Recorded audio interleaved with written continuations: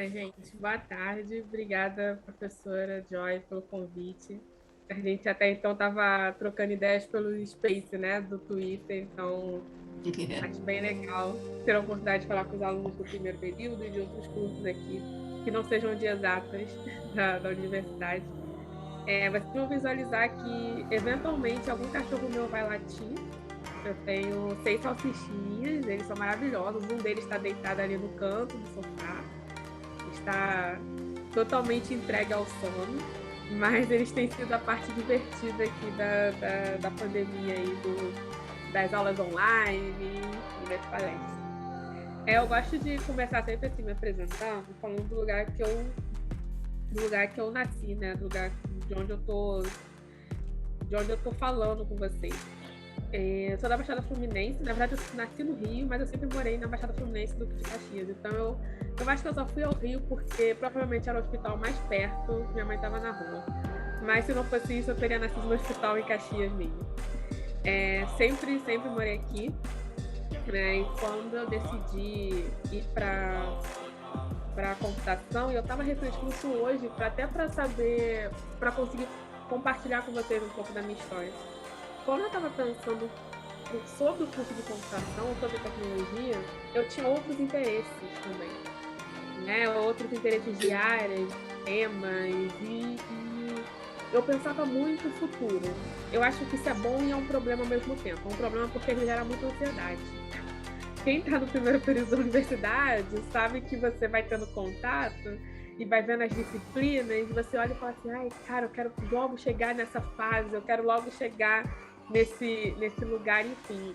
Gerava muita ansiedade quando eu era mais jovem, eu estava no ensino médio por conta disso, porque eu tinha mais ou menos desenhado o que eu queria fazer, mas eu não sabia que curso que me daria essas oportunidades e essas experimentações. Aí eu fui para a ciência da computação, muito pensando na ideia da ciência mesmo, muito da ideia da filosofia, né, como mãe da ciência, do refletir, questionar, debater as tecnologias.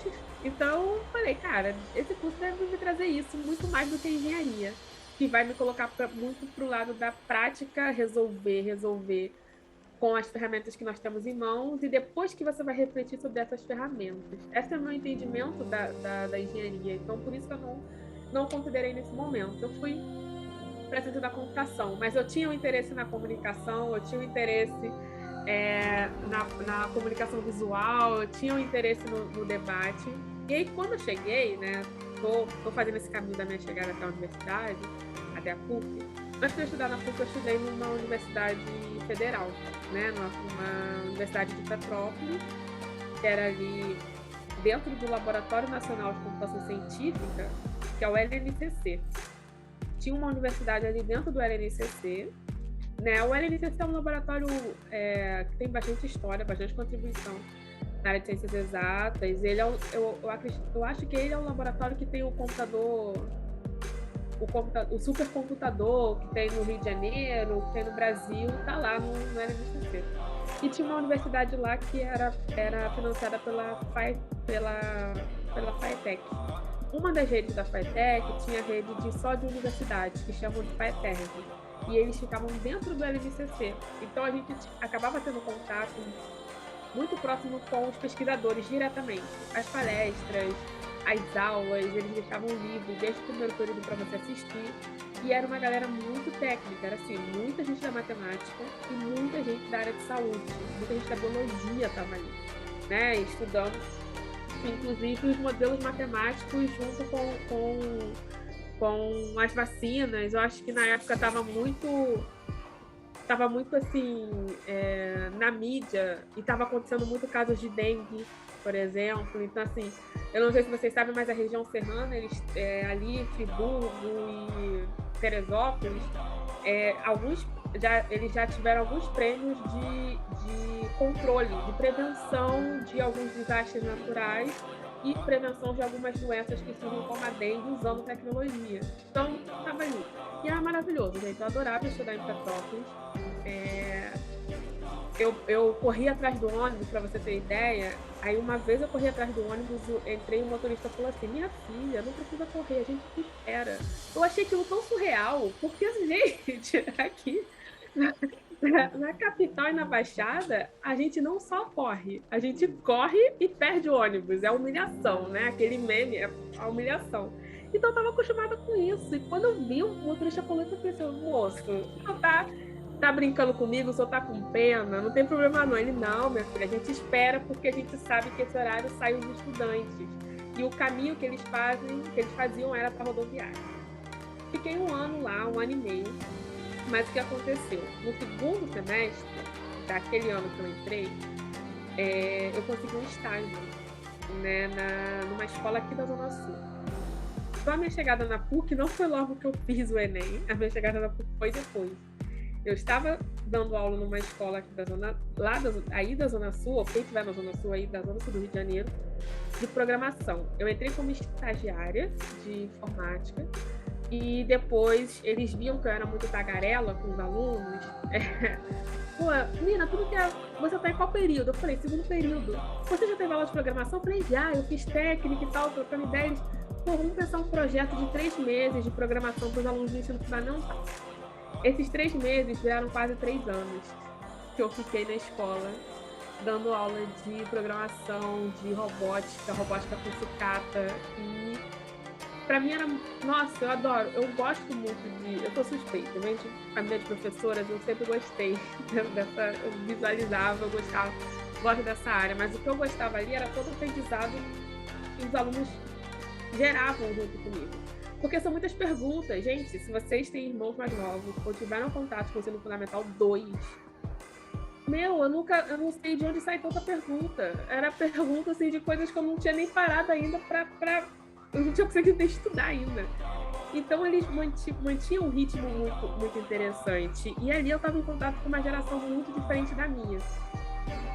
E aí eu fiquei 3 anos, mas entre esses 3 anos eu fui para PUC. Como que eu fui para PUC? Depois desse período, eu tinha feito 1 ano na universidade, e 6 meses desse 1 ano eu já tinha iniciado esse estágio. Depois de 6 meses com ele, eu tive um problema de saúde, porque eu estava fazendo Caxias, 5h30, de Caxias para Petrópolis. As minhas aulas terminavam meio-dia e eu corria para a Zona Sul, né? Subia e descia a serra todo dia. E fiz vários amigos motoristas, fiz aniversário no ônibus. Então, assim, tem toda uma história por trás dessa minha vivência. Mas, infelizmente, a saúde, na prática, isso custa muita coisa, né? Porque eram almoços e cafés da manhã mal feito, eu dormia muito mal.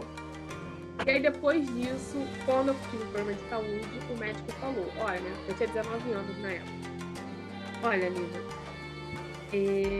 você é nova, você não precisa fazer. Eu falei, quase que eu falei pro médico, você não sabe a minha realidade, porque você não precisa trabalhar. Mas, enfim, deixei passar, né? Deixei passar. Não, você não precisa fazer isso tudo correndo, né? Você pode larga o seu estágio, larga esse lugar e fica só na universidade.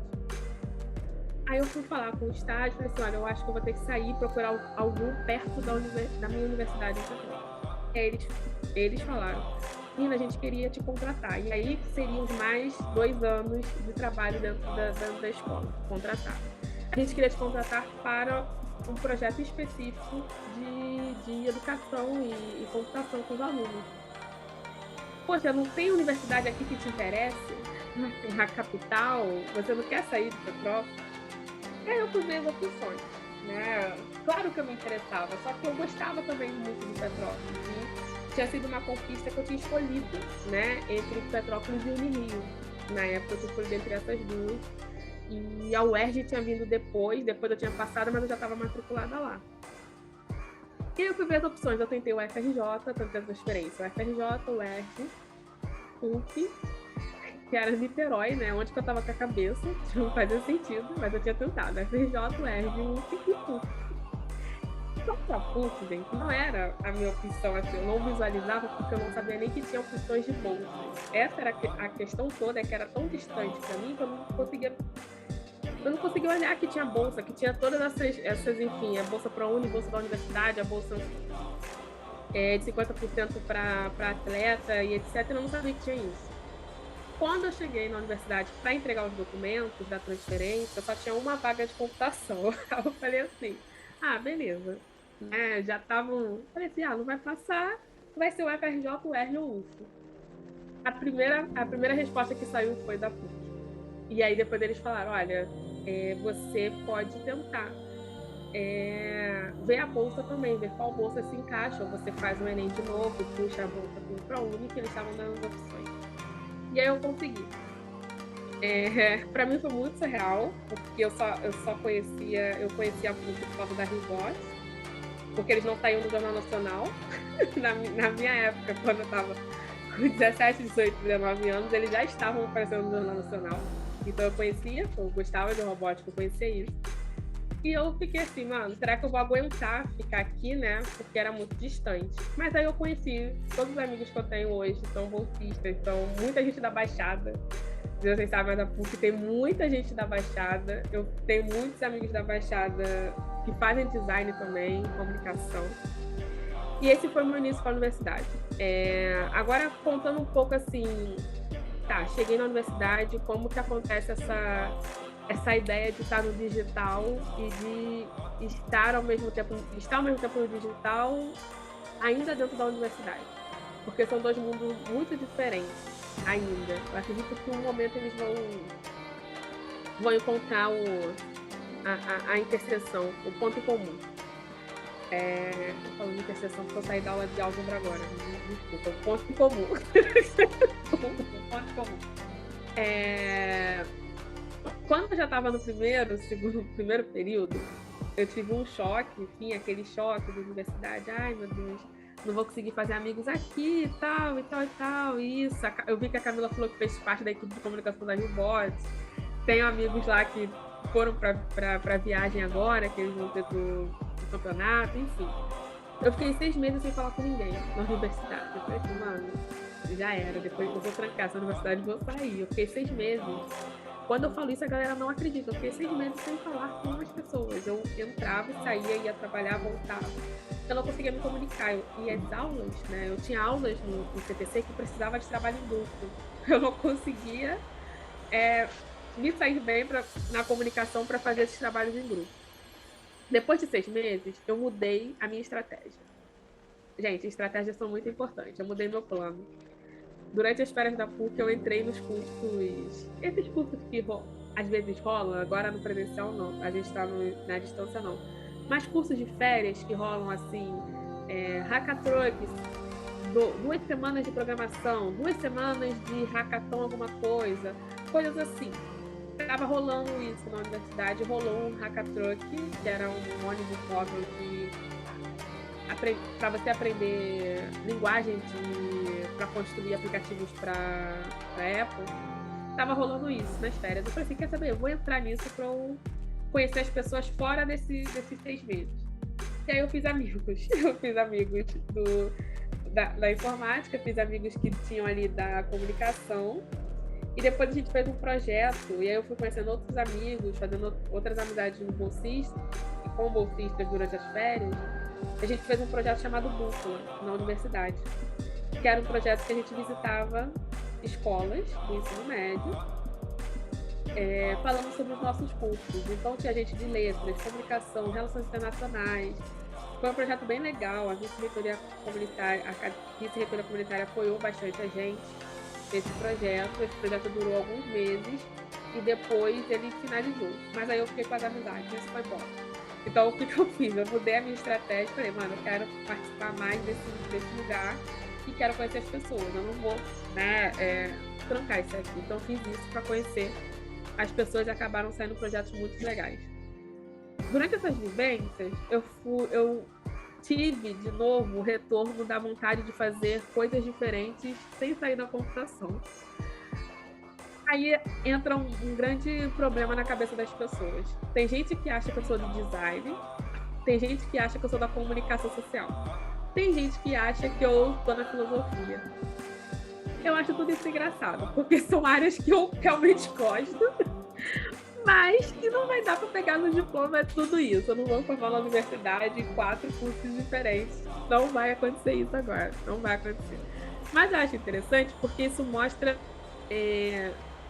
que a Ana, porque o meu nome é Ana Carolina, eu falo Nina porque é apelido ficou mais fácil nas redes sociais. A gente vai chegar lá, porque aqui, porque que o meu nome diminuiu um pouquinho, mas o da hora é verdade. Isso mostra muito da Ana que foi evoluindo. Tá, eu quero fazer ciência, eu quero estar na ciência, mas eu não quero fazer a ciência da forma que está sendo colocada para mim hoje, da forma que é o padrão. Ao mesmo tempo que eu não quero fazer isso, eu preciso passar por isso. Então, o processo de estar na universidade foi um processo de que quem está no primeiro período em alguns momentos acontece isso. Você vai duvidar do que você está fazendo, você vai duvidar do que você quer e você vai duvidar se você está no lugar certo. Eu não sei dizer, gente, em que momento eu percebi que eu estava no lugar que eu devia estar. Mas eu posso dizer para vocês que o processo foi que eu tentando me entender nesse lugar da universidade. Existem regras, existem padrões e existem caminhos possíveis. Eu passei pela fase das regras, né, de um exemplo de regras, pré-requisitos de disciplinas. Tinham disciplinas em outros departamentos que eu queria muito fazer logo, mas existia um pré-requisito. Eu posso quebrar essa regra? Não, está lá no estatuto da universidade. Quando que você vai quebrar essa regra?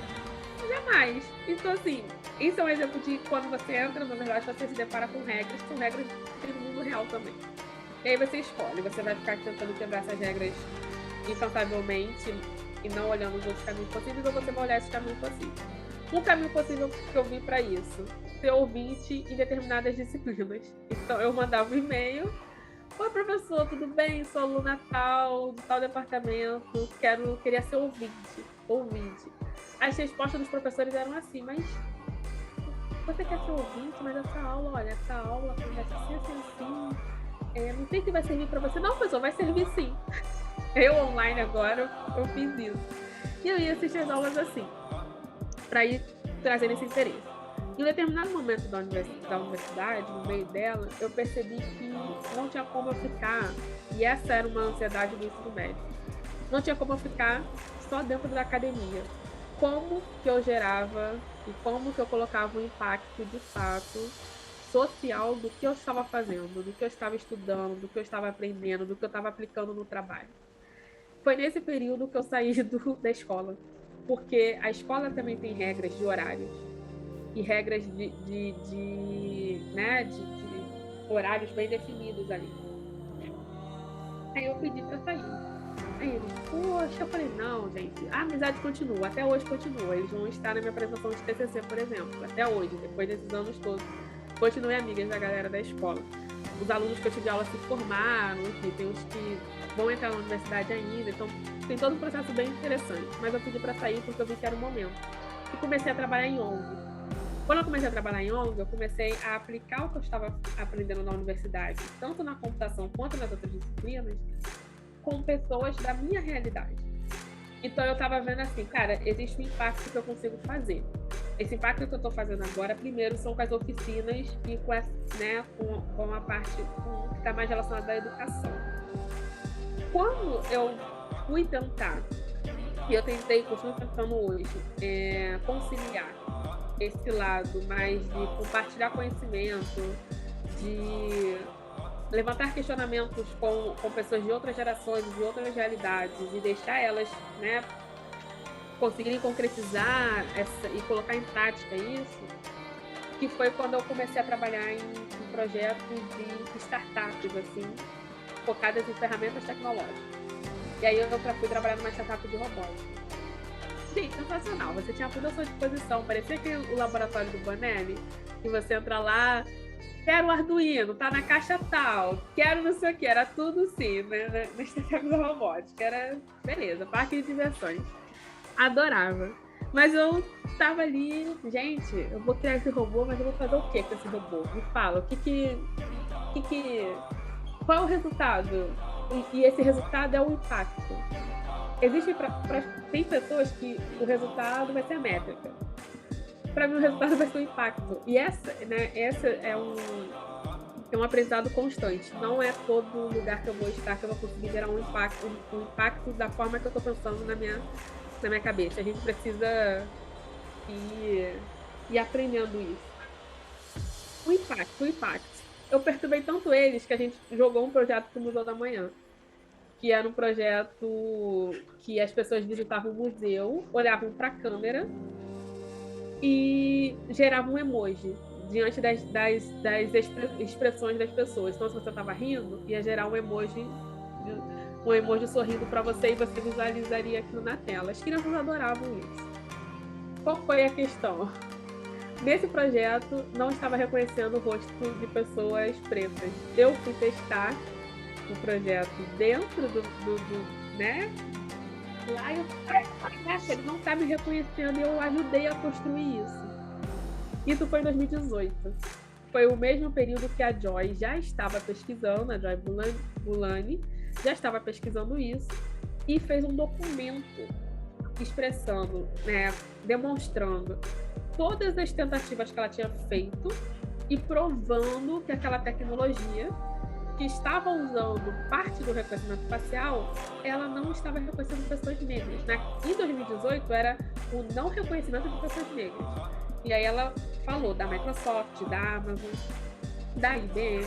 É um documento que eu acho que se chama Gender Shapes, o nome do artigo. Até o final aqui eu vou achar e vou mandar para vocês.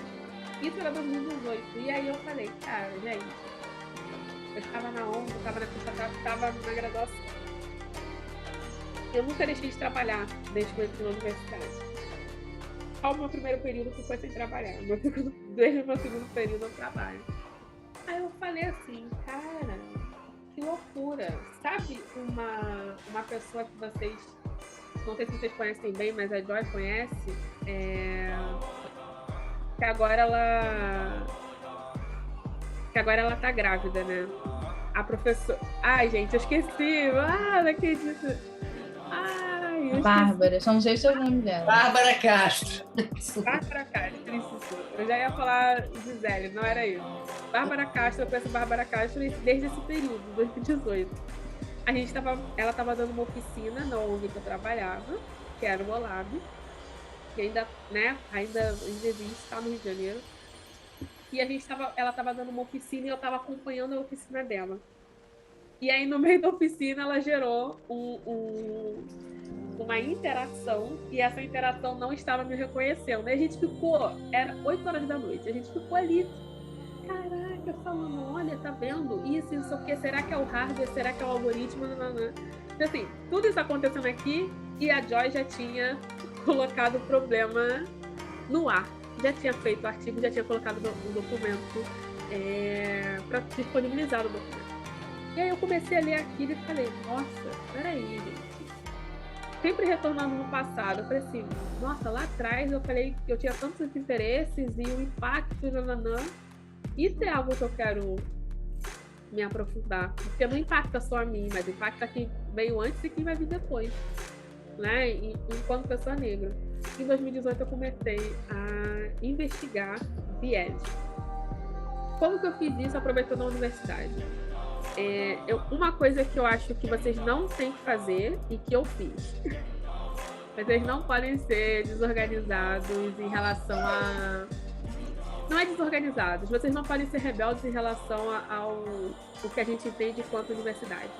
Porque a gente tem a impressão de que tudo está andando e que as disciplinas, que a universidade não está andando. Ai, meu Deus, me sinto presa. Olha o que está acontecendo lá fora, aqui não acontece. Cara, tá acontecendo, só que são movimentos diferentes. E eu nunca vou esquecer o que um professor que virou um amigo falou pra mim.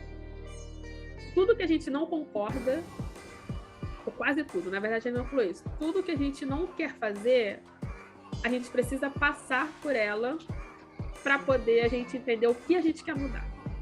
Então, se eu não concordo com a ciência que está sendo apresentada para mim, que é uma ciência muito mais eurocêntrica, é uma ciência que está priorizando um debate um debate branco e que tenha muito mais homens, eu preciso entender que ciência é essa que eu quero criticar.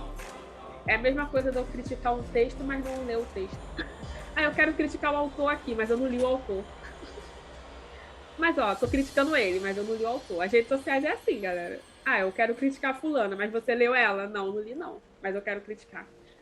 Não, a gente não pode cair nesse lugar. Então, já que eu tenho minhas críticas à ciência, eu quero passar por isso. Então, nesse momento que tudo estava acontecendo, eu falei, mano, preciso. Então, não façam isso. Não deixem esse sentimento de qualquer coisa que vocês tenham, de críticas à universidade, de qualquer lugar, em qualquer país, prejudicar essa construção crítica que é necessário para a gente continuar o que a geração anterior iniciou.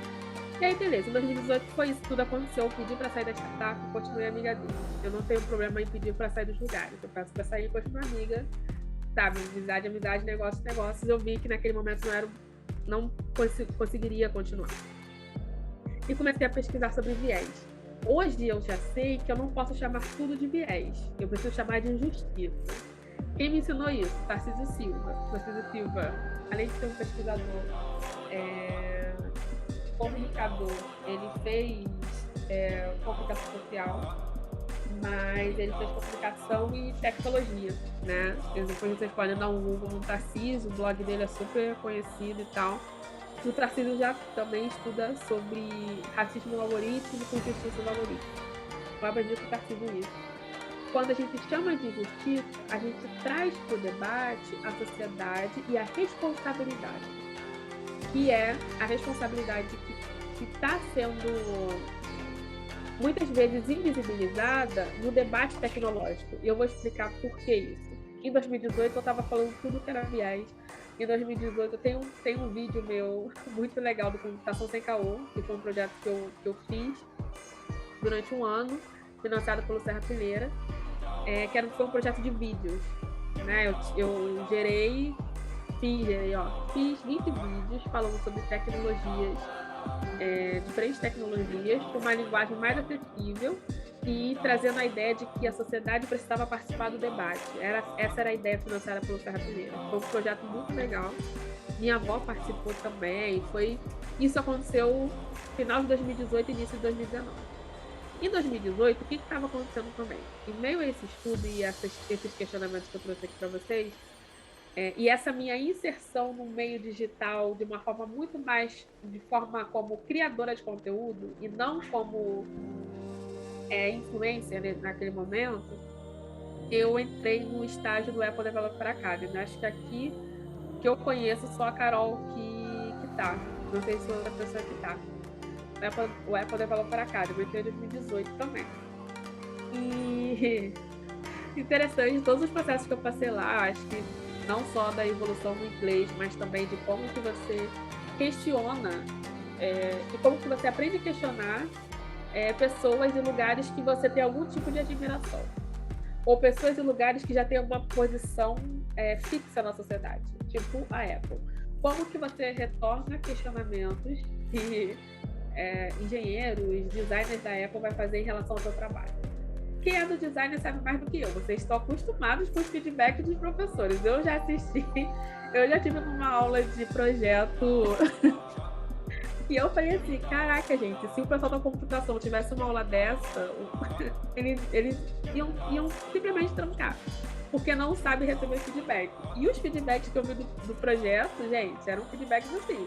Então, ó, isso, tudo muito bem explicado, você tinha como argumentar, você como argumentar também, mas imagina isso escalado para engenheiros e designers da Apple, que você olha e fala assim, meu Deus, se eu falar alguma coisa errada, eu nunca vou trabalhar lá.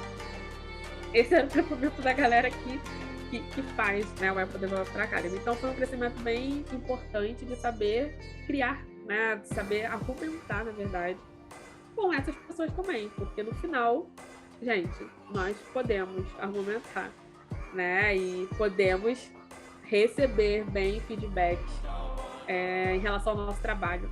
Então isso acontecer direto lá. A Carol tá rindo porque ela tá vivendo esse momento e todo mundo sabe. Você pode chorar, mas nesse sentido.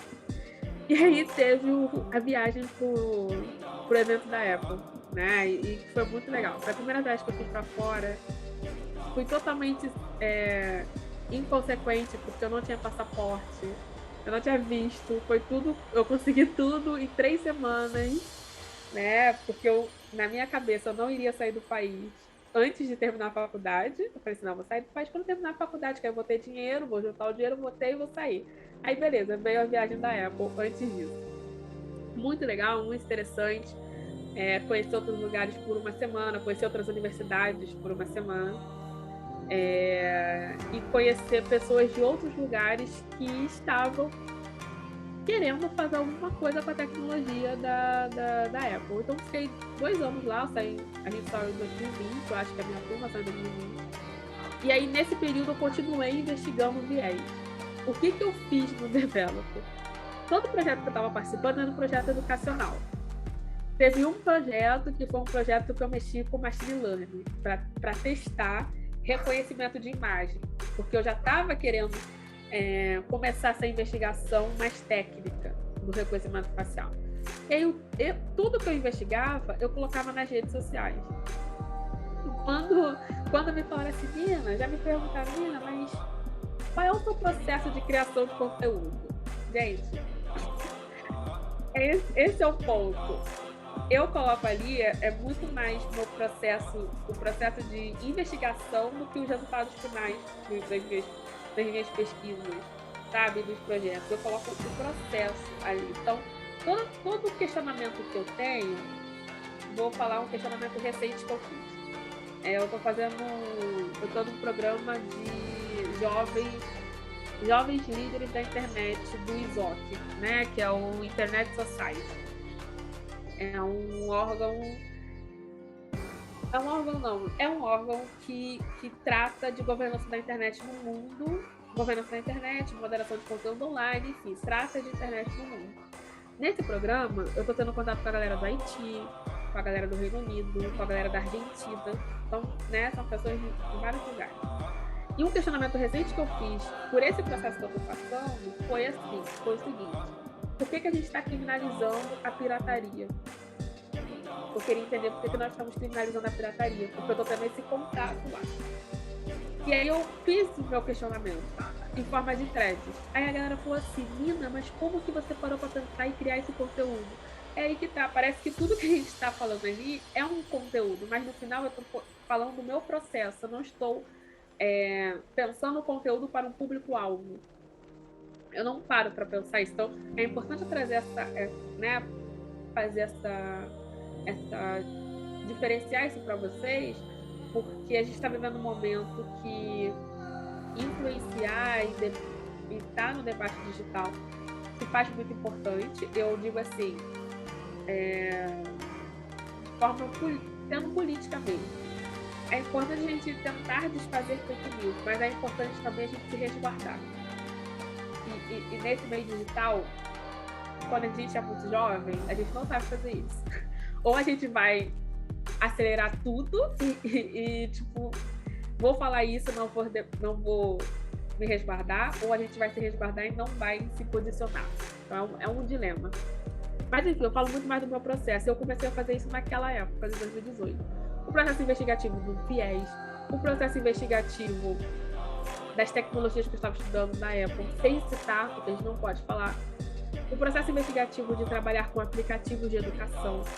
E aí, no meu projeto final da Apple Developer Academy, eu fiz um projeto chamado Luia, que é o aplicativo que eu estou fazendo até hoje.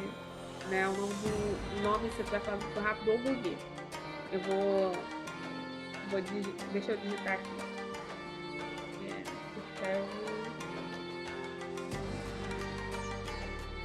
Que é um aplicativo de jogo para você vai jogando no mapa, você vai jogando jogos de perguntas e respostas, ou também você vai jogando joguinhos de corrida de letras. Eu ainda estou construindo ele porque é muito complexo. E no final de cada nível, você conhece um cientista negro do continente africano. E esse projeto, ele está levando tanto tempo porque é um projeto extremamente complexo. Eu não posso contar a história de forma equivocada. estando aqui no Ocidente. E, ao mesmo tempo, eu não posso fazer uma tecnologia que seja... Eu não quero que ela seja fechada. Eu quero que ela seja aberta para que as pessoas consigam colocar elas no contexto que vai ser inserida essa tecnologia. Então, é muito complexo pensar isso. E eu lembro que, no laboratório, eles tinham incentivado, né? Não, Nina, faz sim, eu acho muito interessante o que você está trazendo, porque é muito diferente dessa ideia de você construir um aplicativo enquanto serviço. Eu fiz o projeto sozinha, mas eu fiz o projeto sozinha por 2 motivos. Um, que tinha esse apego muito da identidade. Enquanto uma jovem mulher negra, a gente não tinha outra pessoa negra, era o Lucas, a outra pessoa era a Mari. Eles já estavam em outros grupos. Então tem esse problema, em vários lugares tem, de você ter um 50-50, no mínimo 50-50, né, dentro do ambiente. E o segundo motivo, não, sendo bem, isso vai pro ECO, eles sabem, quando eu fui decidir que eu ia fazer o projeto sozinho, eu falei isso com os mentores. O segundo motivo era porque era um projeto complexo. E naquele momento, e a Carol pode dizer mais do que eu agora que eu não sei como é que tá, o último projeto do laboratório é uma das coisas mais cansativas que tem. E ninguém queria entrar numa coisa que era nova e que a gente não tinha feito antes. Tinha muita gente reaproveitando projetos. Então esse foi o segundo motivo que eu acabei tendo que fazer aquela parte sozinha. E aí eu comecei a divulgar esse meu processo como livro. E aí chegou no podcast. Então, assim, tudo que vocês vão visualizar de produto digital que tem o nome de Renda da Hora foi muito mais o processo do que o resultado que eu estou compartilhando. Esses processos que eu estou compartilhando, eu falei, nossa, seria interessante, então, eu falar isso por áudio, porque escrever é muito difícil. A escrita de um projeto assim é difícil porque, primeiro, a verificação das informações e, segundo, a interpretação das pessoas do que ela está lendo, né, do que você escreveu da história de outra pessoa. Olha que louco. Eu conheci a história de cientistas, eu interpretei e vou escrever. Vocês vão lá, vão ler e vão interpretar. Será que vai bater o que eu vou apresentar para vocês? Como eu tive essa dificuldade, não sou uma escritora, porque escritores fazem isso assim, né, num outro nível, eu falei, não, eu preciso aproveitar o que eu acho que eu tô fazendo, que eu faço melhor. Eu falo bem, eu acho que eu falo bem, acho que eu sou comunicativa. Eu falei, vou investir nisso. Fui criando os áudios enquanto eu tava no trânsito, no ônibus. Eu não sei aqui quem conhece Caxias, mas a gente tem tem uma coisa boa e uma coisa ruim ao mesmo tempo. A coisa boa e a coisa ruim que ao mesmo tempo é a Avenida Brasil e a linha vermelha e a Dutra, perto da gente. A saída de Caxias, você sai, né? Você vai pegar o Aston Luiz, o Sérgio tá rindo. Aí tem o Aston Luiz, que parece que é uma pegadinha que faz com você. Você tem ali as alternativas. Todas as alternativas vão te levar ao trânsito. E todas as alternativas vão te levar ao trânsito. E aí, quando eu falava pros meus amigos assim, gente, eu levo quase 3 horas. Meu Deus, eu tô muito cansada. Ó, o pessoal, porra, quase 3 horas, pô, Nina, mas tem a linha vermelha, tem a Avenida Brasil. Eu falei, mas é por isso que eu tô levando quase 3 horas, porque é muito trânsito, é muito trânsito. E a alternativa que eu tinha era o trem, mas às vezes era impossível pegar o trem se eu tivesse com a minha mochila muito pesada, porque ou entrava eu ou entraria a mochila. Né? Entrar com a mochila pesada no trem, você tem que ter mais estratégias. Ou entra você ou entra a mochila. Ou então você não leva o que você tem que levar. Quando eu passava muito tempo em todos nesses rolês todos, eu fui fazendo podcast nesses rolês. Pegava o ônibus, passava essas quase 3 horas, eu ia lá gravando. No início do podcast, nos primeiros episódios, eu acho que tem algumas vozes saindo assim no final. Meus amigos do audiovisual, eles tentaram me ajudar. Posiciona o microfone um pouquinho assim, não sei o que, inclinado, parará. Gente, não funcionou, mas era divertido. Esse foi o processo do podcast. Assim que o podcast inicialmente foi gerado. Hoje eu tenho um microfone, hoje eu tenho, né, outro rolê. No meio disso tudo, porque eu queria, né, trazer e dar tempo assim para vocês apresentarem pontos, discordar, sugerir e perguntar, e, enfim, da coisa que vocês queiram fazer. A terceira parte, né, do que eu quero contar, e que eu acho que talvez enfim, posso ajudar aí vocês na trajetória de vocês de alguma forma, é o que as pessoas estão conhecendo agora ou há algum tempo de Nina da Hora.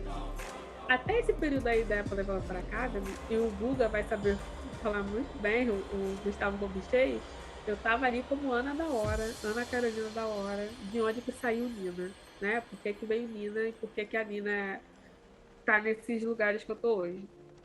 Primeiro para encurtar o nome, né? Porque Ana Carolina da Hora, mano, escrever isso ali no Instagram, no Twitter, não sei o que, não rola, né? A primeira dica aí do digital, galera, escolha um nome que seja menor. A segunda coisa, essa ideia do hacker, aqui eu não falei muito das áreas que eu atuo, né? Eu tô aí entre as áreas de cibersegurança. Na cibersegurança, eu olho muito para prevenção de ataques digitais e moderação de conteúdo online. Eu estou na área de inteligência artificial, olhando muito para injustiças algorítmicas, responsabilidade da inteligência artificial e explicabilidade. E aí eu estou na área de governança da internet, estudando como a internet vem se organizando ao longo dos anos. Então tem essas minhas áreas de interesse aí, vamos colocar assim, dentro da computação, e tem uma área que resume um pouco tudo isso, que é o Human Centered AI. Né? A professora Simone Barbosa tem uma disciplina na pós-graduação muito interessante sobre esse tema. Beleza. Me organizando assim, a Nina surgiu também porque eu não queria ficar revelando meu nome sempre. Quando você participa de muitos debates, de muitos eventos, etc., você tem uma exposição para o bem e para o mal. Né? A gente visualiza aí quantas escritoras negras, por exemplo, vocês veem receber ataques nas redes sociais por algum posicionamento, por algum trabalho que elas fizeram. Então eu falei assim, cara, eu quero ter essa preocupação. Isso me livrou de ataques? Não me livrou, galera. Hoje mesmo de manhã estava recebendo retweets, replies assim. Só que como eu sou uma pessoa que eu vou dialogar com você até um limite, mas eu vou dialogar. Meu primeiro ponto vai ser dialogar. No final, o garoto me pediu desculpas. Pô, Nina, eu acho que eu me mandou um direct, ele eu acho que eu fui agressivo com você. Eu falei, não, eu tenho certeza que você foi, mas beleza, se você tá reconhecendo depois desse tempo, beleza, cara, obrigada. E é isso, bola pra frente, porque a gente não sabe quem tá do outro lado da tela.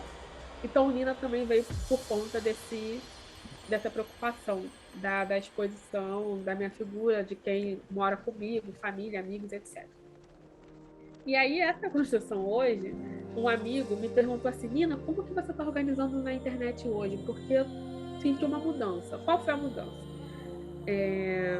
Eu estou fazendo projetos bem interessantes, mas eu tive que dar uma parada para fazer essa finalização da universidade. Que é a segunda dica que eu dou para vocês não fazerem. Quando existe uma dificuldade, quando você entra num lugar e você já sabe o final, já sabe o que você quer fazer, isso pode prejudicar o processo. Porque você pode ficar um pouco... não quero fazer isso porque eu já sei o que eu quero fazer lá na frente. Não, faz. Não, faz. Não dê passos para trás sobre isso. E o meu professor já falou isso uma vez para mim. Você entrou na universidade sabendo o que você queria fazer. Isso prejudica um pouco, às vezes, você olhar para a universidade como um lugar de transformação. Mas também é um lugar de transformação. Quando eu estou fazendo essa transição para o doutorado, eu já tenho as cartas de recomendação, professores, por exemplo, em Berkeley, que gostam do meu trabalho, entrar em contato. Conversei com professores da Carnegie Mellon, que é também dos Estados Unidos, e eu fiquei impressionada. Fiquei feliz que eles falaram bem do meu inglês, porque é sempre uma coisa que eu fico preocupada. Se o meu inglês realmente é bom o suficiente para seguir a carreira profissional. E eles falaram, poxa, você nem parece que é do Rio, porque você não faz TIT. Eles falaram que você não faz o TIT. Eu falei, não, gente, então, isso tudo é um treinamento. Eu estou estudando a pronúncia para poder, né, dar tudo certo. Então, eu estou fazendo essa transição para o doutorado. Eu sei que tudo que eu fiz fora de projetos e pactos e coisas que sejam interessantes eu estou agora materializando na universidade. Os artigos, né? Quando você vai seguir, você quer fazer alguma continuação, pelo menos na computação é assim, é importante alguns passos acadêmicos, além das notas. Tá? Além das notas, eu vou falar para vocês. Projetos extracurriculares, isso aí, beleza, tenho.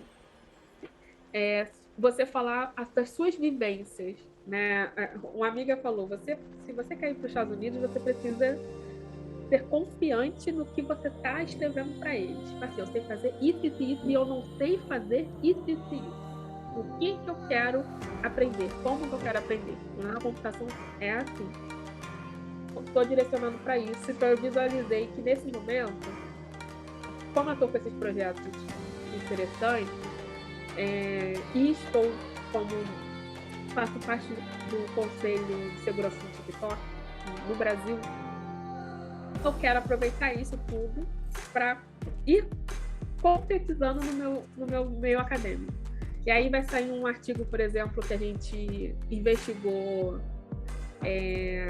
investigamos as traduções do Google Translator, né?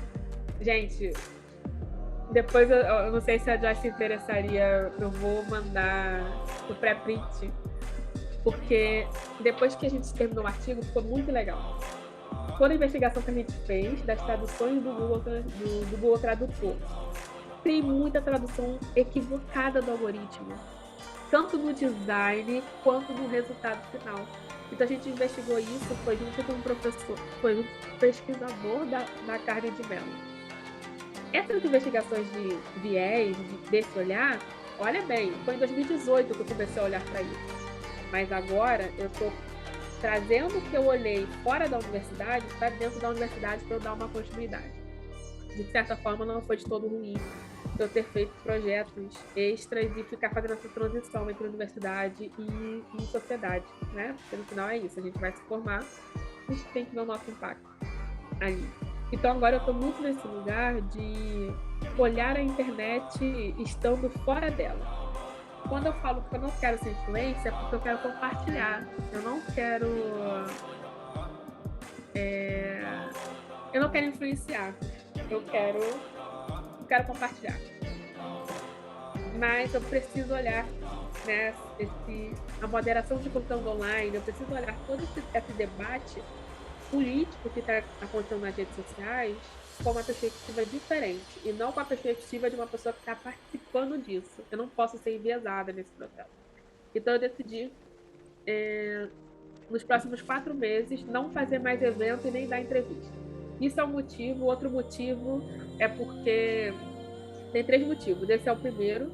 O segundo motivo é que estava vindo muitas perguntas iguais. Aí eu falei assim, gente, não tá não. Eu tô repetindo a mesma coisa em tudo que eu tô fazendo. Né? Live, podcast e entrevista.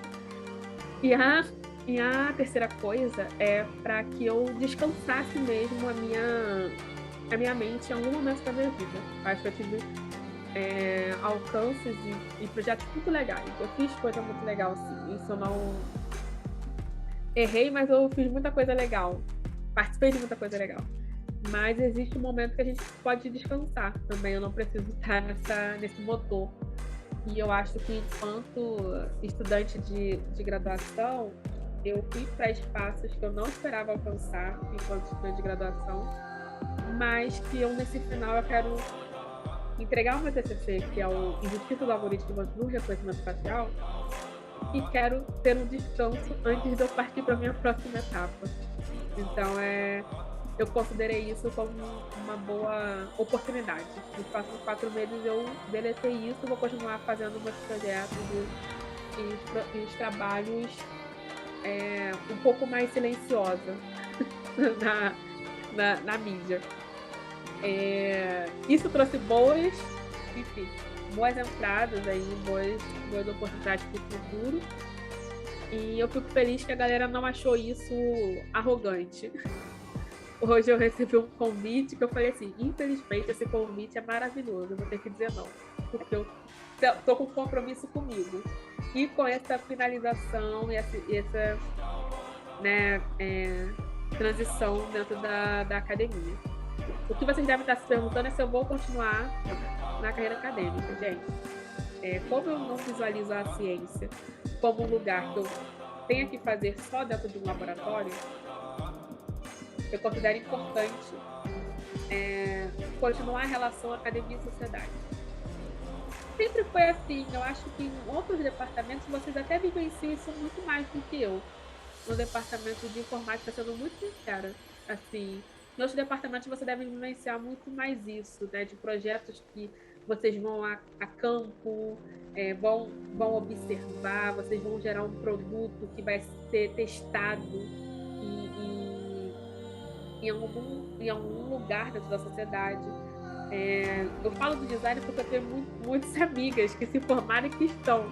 Então, assim, eu visualizava os projetos. Acho que é o projeto 5, que é algo relacionado à educação, né? Tem não sei se é o projeto 5 ou o projeto 2, eu não lembro. Eu sei que tinha o projeto 2, relacionado à educação, né? Tem projetos que você tem um tema, mas que você precisa ter essa investigação junto com a prática. Muitas vezes no departamento de informática a gente fica muito com a prática, uma prática que não é uma prática que você está comunicando e não está se comunicando com quem está fora desse ambiente. A gente ouve muito pouco da sociedade quando você está na graduação nessa área. Eu senti muita falta disso. Foi por isso que eu tive que buscar durante esse período ouvir o que eu não estava conseguindo ouvir dentro do meu curso. Mas agora acho que eu consigo ficar um pouco mais calma para dar um passo maior, né? Acho que esse próximo passo é um impacto mais...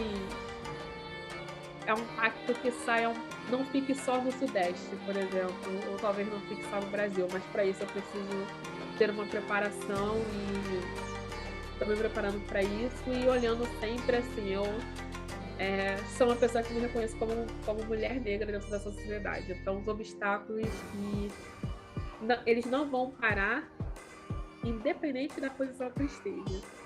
Então, eu preciso, de alguma forma, tentar, com o meu trabalho, gerar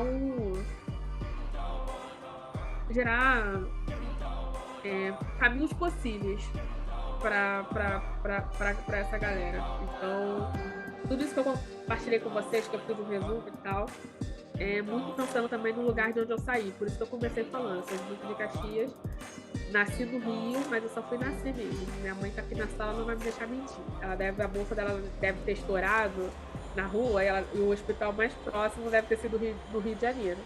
Mas eu sempre morei no de Caxias, então eu me considero caxiense. Então, assim, muito obrigada por vocês terem escutado até agora. Imagino que vocês estejam cansados aí 5 às 7.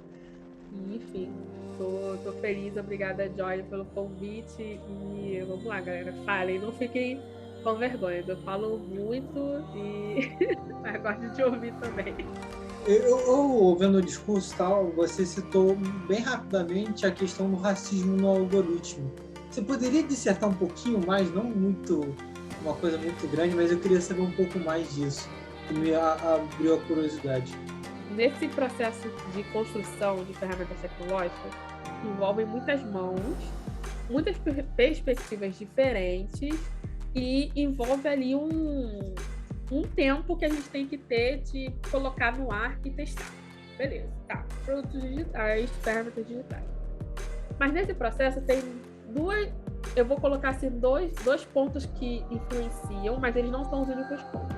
O primeiro ponto é que normalmente nessas construções não tem uma mão negra ajudando a construir e a pensar aquela ferramenta. Né? Então isso é um programa sistêmico aí dentro da área da computação e outras áreas também, mas eu posso falar da área que eu posso.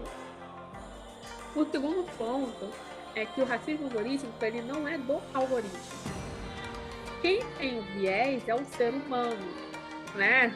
Quem está pensando esses algoritmos somos nós, seres humanos. Nós temos nossos preconceitos, nossos vieses, e que esses vieses e esses preconceitos podem chegar a níveis de racismo, que é um crime, pelo menos no Brasil é um crime.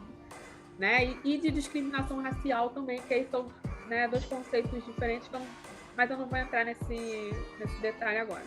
Quando eu falo do racismo algorítmico, é um levantamento eu vou colocar denúncia, que é mais fácil essa palavra. É uma denúncia porque a gente não está olhando para a explicabilidade, a transparência dessas construções e não estamos olhando criticamente para os impactos negativos dessas ferramentas. Eu tenho 2 exemplos que fazem parte do nosso dia a dia. O primeiro exemplo são aquelas torneiras automáticas. Eu não sei se vocês já viram esse vídeo. Você coloca a mão de uma pessoa negra embaixo da torneira, não sai água. Aquelas torneiras do sensor. Quando você vira a mão, o sensor reconhece, né? A nossa palma da mão que é mais clara. Tem ali o racismo algorítmico da programação, mas também do sensor. E aí eu recomendo para você que tem um debate muito interessante sobre a influência da fotografia e dos hardwares nessa discussão. Como foi pensado os sensores, como que é pensada a fotografia, a questão da luz, quando você a própria física também traz esse conceito dentro do racismo algorítmico, como que isso influencia, e o algoritmo é a última coisa que você vai olhar. Antes disso, você está olhando todo esse processo, que é o que a gente não olha, que é o que a gente não tem transparência. E o outro exemplo, que é um exemplo que está sendo muito recorrente agora, é você associar imagens de pessoas negras a um objeto ou a algum tipo de ato sexual. Isso é real, né? Tem uma pesquisa do Google, tem um livro, Algoritmos da Opressão, mas ele não tem tradução ainda, é da Sofia Noble. Eu não vou falar onde vocês acham esse livro, né? Porque a gente está sendo gravado aí, mas vocês entenderam. Mas existem várias. O livro estava em promoção na Amazon, em outras livrarias, etc. E a Safia, ela é da comunicação, mas ela faz o estudo de comunicação, algoritmos, tecnologias digitais. Nesse livro ela mostra imagens de pessoas negras associadas a gorilas, quando você pesquisava no Google. Imagens de mulheres negras associadas a somente atos sexuais, quando você fazia a busca no Google. Isso é só a criação do algoritmo? Não, isso é todo esse outro processo que veio antes, e a última coisa que a gente olha são esses resultados e esses impactos negativos. Então, resumindo assim, essa é a ideia dessa teoria do racismo algorítmico. Muito obrigado por responder e principalmente por botar fonte bibliográfica. Eu vou dar uma olhada, mesmo que o meu inglês não seja tão bom, eu vou dar uma lida. Tá? Obrigado. O Tarcísio Silva fala disso muito bem em português, então não precisa chegar também ao inglês agora. Já tem um material maneiro aqui. A Nina tá falando que ela vai ficar esses 4 meses agora parada, né, sem ficar falando na mídia.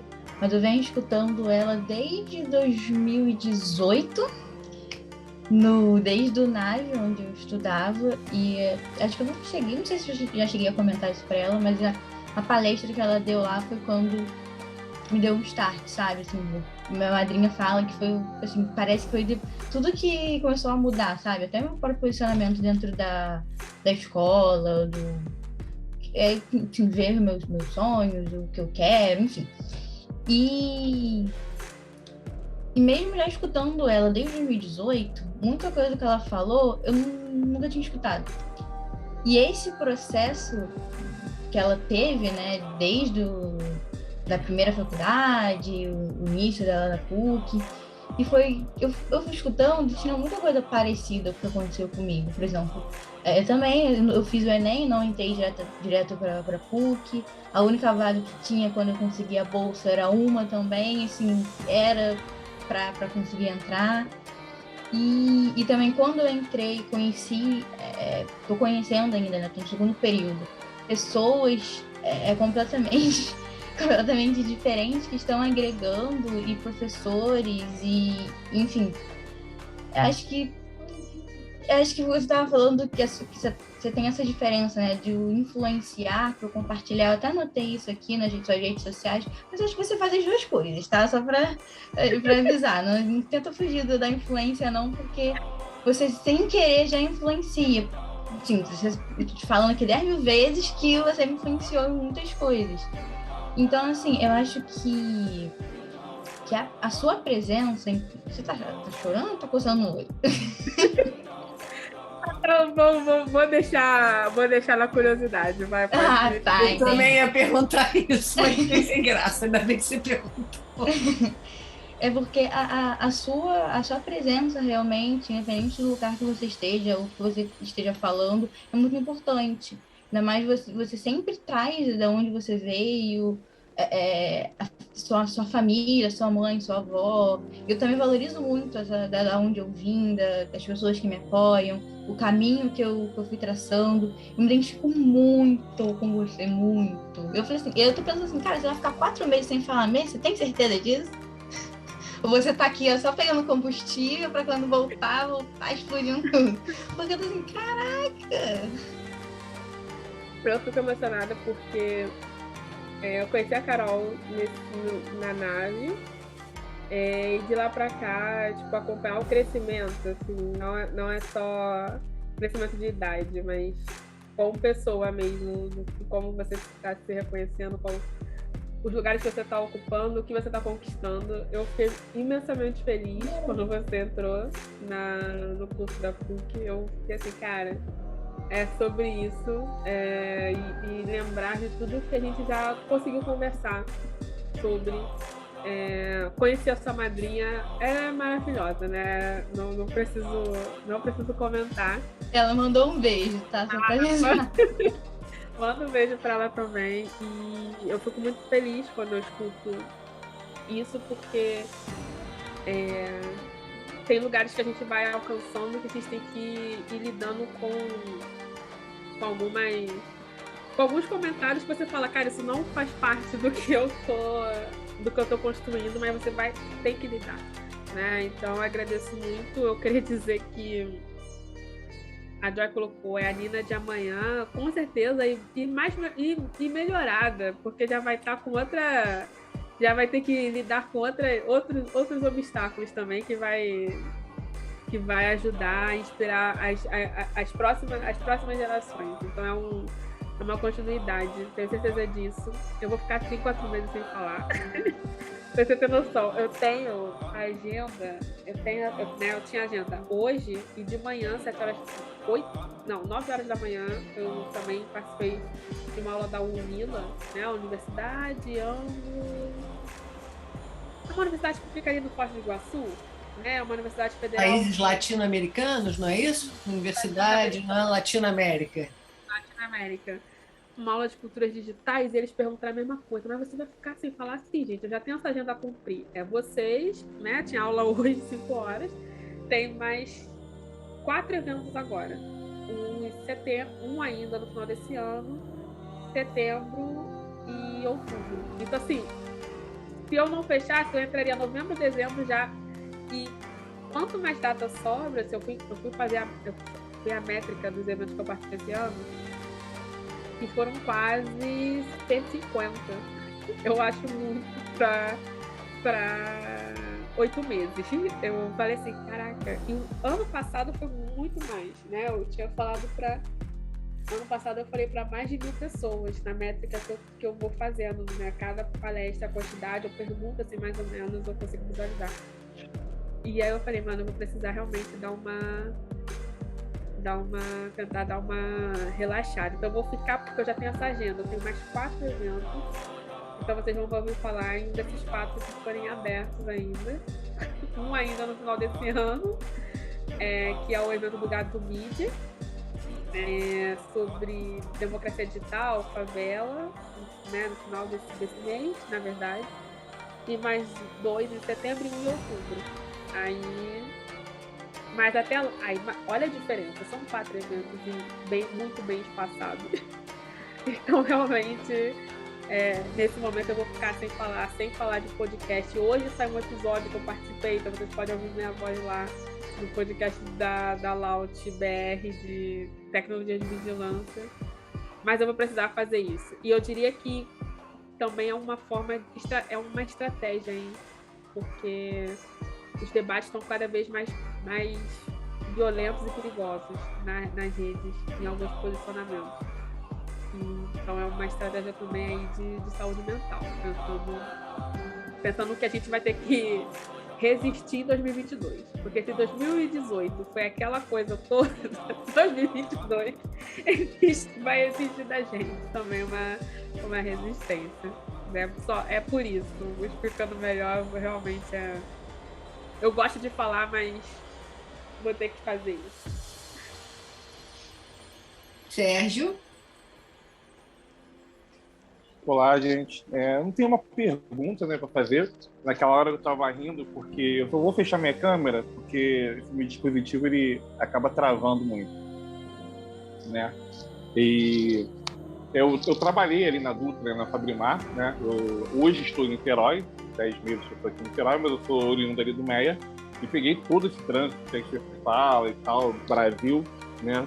Fui militar da temporária ali no CPOR, ali em Bom Sucesso, então todo esse corre aí, né, e tal, que eu peguei, né? Eu só queria mesmo parabenizar, né, seu empenho e me sentir aqui agora, até me emociono, por isso que eu fechei um pouco a câmera, representado, que eu estou 7 anos na PUC, né, e eu conto nos dedos as palestras de uma pessoa mulher negra, principalmente, né. Aqui eu sou filho, né, descendente de negros e tal, né. Minha mãe até é branca, mas meu pai é negro. Minha família, né, ela é mais branca dos meus tios, mas todos somos negros, né, e tal. E então, assim, me senti muito representado. Te vi há muito tempo, assim, lá nessa época de 2019, a matéria sobre você. Não tinha noção, né? Não guardei, eu vi a matéria ali e tal, né? Porque eu nem sou de design, na verdade, eu estou até terminando a faculdade. Estou aqui no meu auge dos meus 41 anos, né? Também cria de favela ali do Complexo do Lins, né? E hoje a gente está criando um centro, já está criado, né? Um centro de inteligência. Eu faço me achegando esse centro de inteligência, né? Com os projetos, até depois eu até partilho com você, né? Mas quero te parabenizar, porque muito legal a sua luta, a sua vitória, né? E sim, concordo com você, é necessário fazer essa higiene mental aí agora, porque eu também eu parei com os projetos, até o pessoal lá do Complexo Inteligência precisa, também vou entregar o TCC ano que vem, né? Eu aproveitei essa oportunidade como funcionário público, por isso que eu estou estudando, e aí eu falei, não, gente, eu preciso dar conta porque eu quero buscar mais, né? Então preciso, eu sou meio assim, abraço tudo, eu sou o cara que não falo não, e aí todo mundo, cara, tá precisando dar uma pausa, né? Mas enfim, né? Não vou tomar o tempo dos outros também, nem da palestra, mas só parabenizar pela sua jornada. Muito legal.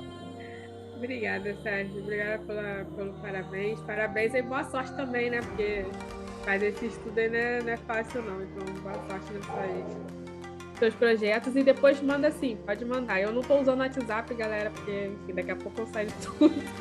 Eu não uso mais o WhatsApp, mas vocês podem mandar lá no Instagram, no e-mail, que eu vejo o projeto sim. Qualquer coisa é só falar. Valeu. Legal. Juliana? Eu quero muito primeiro parabenizar pela palestra, pela conversa, enfim, foi ótimo. Eu só enquanto isso te conhecia via Twitter, lia seus tweets, mas eu não tinha tido a oportunidade de te ouvir. Então eu só via letras, enfim. Agora tá tendo te ouvir é muito, muito incrível. E a minha pergunta talvez foge um pouco do contexto. Não sei se foge um pouco do contexto, mas pelo caminho da conversa. Que normal. Como eu posso. Calma, deixa eu estruturar o pensamento. Você, com muita naturalidade, conseguiu trazer a vida acadêmica e o social na sua vida. Só que eu, pelo menos, sinto e tenho essa impressão que não é uma coisa muito natural, pelo menos pelo que eu vejo. Esse debate do acadêmico social não acontece com tanta frequência quanto deveria. Fica aquele academicismo muito forte e não se discute muito como passar isso para a sociedade. Então, como você falou de uma maneira tão natural, como você fez isso ao longo da sua vida. Eu queria que você falasse mais um pouquinho o que você aconselha para sair desse lado acadêmico e conseguir, de fato, fazer aquilo que a gente pesquisa aí para o mundo. Juliana, duas coisas assim. Primeiro, você me acompanha no Twitter, então você me vê brigando o tempo inteiro. Que bom que você tá me ouvindo agora, porque eu tenho uns amigos que eles botaram assim hoje. Gente, vocês não sabem, a Nina tem uma voz que ela, irritada, ela não fica assim, falando com grosseria. Então, pra gente é muito engraçado ver os tweets dela e ouvir a voz dela, sabendo que ela não vai, né, falar da forma que está escrevendo. Então, você tem uma experiência incrível aí de me acompanhar no Twitter. Incrível, assim, no sentido de você estar acompanhando o tanto que eu tenho que responder lá. A segunda coisa é que depois que a gente passa por alguns processos, a gente fala de forma mais leve sobre eles. O processo de tentar trazer o acadêmico e o social não foi fácil. Ele era muito natural, na minha cabeça, era muito natural para mim, assim, como pessoa. É muito natural para mim, mas não era natural principalmente que eu estava ocupando. Pro que eu estava tendo contato com disciplinas, não era natural, né? Então, por muito tempo, e por isso que eu dei aquelas dicas para vocês, por muito tempo eu olhava para esse questionando a academia, achando que meus questionamentos deveriam ser eu negar a ciência acadêmica, né? Negar o acadêmico. Né, na minha visão da negação, quando você nega, você não quero ter não quero ter esse contato. Mas aí você perde a oportunidade de entender os problemas, porque não é um problema, né? Quais são os problemas dessa falta de diálogo mais próximo, academia e sociedade? Qual o problema? São vários problemas porque são vários departamentos e áreas diferentes. Então, tive que fazer um caminho inverso naquele momento. Não que o caminho que eu fiz foi o melhor caminho, não. Não sei se foi o melhor caminho. Tudo bem que me colocou em lugares super importantes e interessantes na sociedade, de debate mesmo. Mas não sei se foi o melhor. Mas eu diria que, primeiro, exercitar aqui o olhar que a gente tem, né, enquanto pesquisador, pessoa que está na academia, não pode ser um olhar de que a gente sabe a resposta a partir do dado que a gente está lendo. Isso é algo que eu fui aprendendo muito mesmo, porque eu tive que sair desse ambiente só acadêmico. Eu queria conhecer os projetos, eu ia lá e trabalhava, ia lá e me tornava voluntária. Então, até mesmo no lab, eu fui voluntária antes de trabalhar lá. Antes de eu trabalhar na UNG, eu fui voluntária porque eu queria ouvir a construção, eu queria estar perto daquelas pessoas, entender por que elas tão geniais, no sentido de construção que elas estavam fazendo, elas não queriam estar na academia. Por quê? Eu queria entender, eu queria ouvir delas, eu não queria ler, eu queria ouvir das pessoas. Por que elas não estavam?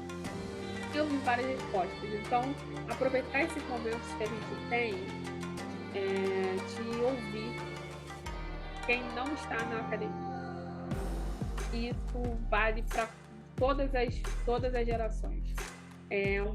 Recentemente, antes de eu tomar essa decisão da live, eu estava numa live sobre juventude.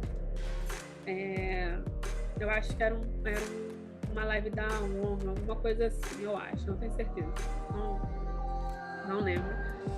E teve uma pergunta assim: Nina, o que você acha das dancinhas do TikTok? Olha a pergunta. O que você acha das dancinhas do TikTok?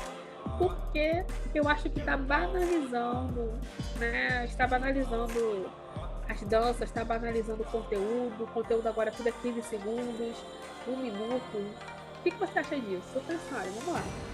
Se eu olhar do seu ponto de vista, que é uma geração que teve contato com um conteúdo de 3 horas, 1 hora, 1 hora e meia, 2 horas, por muito tempo, e nós aqui tivemos esse contato também, nós estamos tendo esse contato agora, uma exposição de 2 horas, a gente vai achar estranho conteúdos que são compartilhados assim.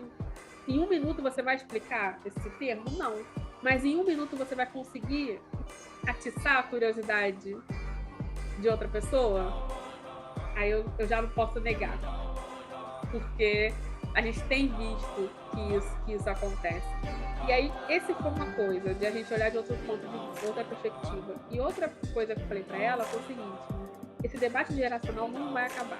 O que acontece numa geração, o que morre na outra, o que inicia em uma, não acontece na outra, isso aqui não vai acabar. Mas vamos pensar aqui, os jovens, e ela era uma jovem negra. Eu falei assim, olha, os jovens que estão fazendo dança hoje, você já olhou a expressividade? A dancinha do TikTok que a gente fica rindo ou fica tentando fazer, a ideia não nasceu no TikTok. Se a gente for olhar, a ideia nasceu dos negros, que eles chamam de Black TikTok, fora do Brasil, que dançava ali o hip hop, não só dos Estados Unidos, mas do continente africano também. Tinha muitos vídeos assim. E aí aqui no Brasil vem como? Você tenta imitar isso, mas você também tenta imitar os funk. Uma coisa incrível que os criadores de conteúdo do TikTok negros, os criadores negros de conteúdo do TikTok fizeram recentemente, eles pararam de postar dancinha no TikTok dos americanos. E aí, eu não sei se vocês viram isso, a galera ficou assim, tentando fazer danças e não conseguiam, porque não tinha uma referência, não tinha um exemplo. Então, calma, quando a gente critica isso, cara, olha tudo que a gente tá. Vamos olhar que a gente tem uma crítica, mas vamos olhar o todo, vamos dividir. Talvez você esteja criticando essa banalização de achar que você vai aprender tudo em 1 minuto. E eu concordo com você. Não vamos aprender em 1 minuto. Eu falando com ela, eu concordo com você. Mas espera aí, essa outra forma de se expressar. O que a gente faz com isso? A gente diz que não é certo, a gente diz que não... Então, essa ideia, eu só pude ter acesso a uma pergunta como essa e a uma provocação como essa, como eu estou tendo aqui agora, de uma perspectiva diferente de sociedade e academia, porque eu saí da minha zona de conforto, do meu departamento e da minha cadeira enquanto estudante só universitária, que já é muita coisa. Assim, de estudo, é muita coisa ser universitária. Eu saí do meu lugar para me colocar à prova para o que a sociedade está me trazendo de questionamento. Então essa é uma dica. A gente às vezes se blinda muito quando a gente fica falando um lugar. A gente se blinda de questionamento, a gente se blinda de crítica, a gente se blinda de diálogo. E eu não sei, Juliana, qual é o seu curso. Não sei se é design, se é comunicação, se é qualquer outro, mas acredito que você já está há 100 anos para frente se você não tiver num curso de exatas hoje. Porque, infelizmente, esse processo no curso de exatas ainda está sendo muito lento. Porque a gente tem os contatos com quem a gente escolhe ter o contato. Nos outros cursos também é assim. Só que a comunicação hoje as formas que você tem de se comunicar hoje são habilidades. Ela não pode ser colocada só como uma teoria. Infelizmente, essa habilidade, em alguns cursos de exatas, elas não são bem desenvolvidas. E a gente tem oportunidades para isso, mas não são bem desenvolvidas ainda. Mas está sendo um processo mais lento do que em outros cursos. Né? Mas eu estou visualizando processos e avanços. Eu considero um avanço ter uma disciplina de sistema algorítmico e de ética no departamento de informática da PUC-Rio, por exemplo. Eu fiz essa disciplina como ouvinte, é uma disciplina da pós-graduação.